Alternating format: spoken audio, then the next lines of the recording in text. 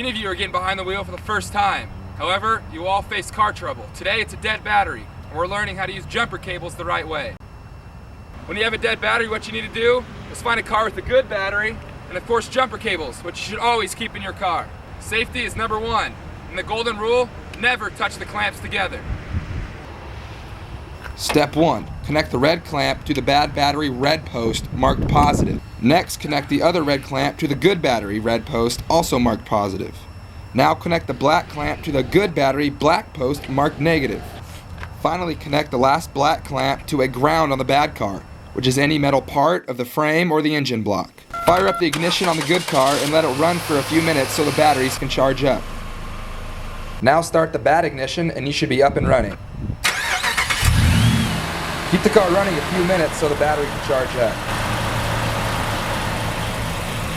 We will disconnect in reverse order.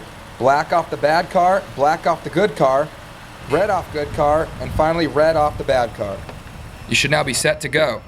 But first, let's review. Step 1. Connect the red clamp to the bad battery. Step 2.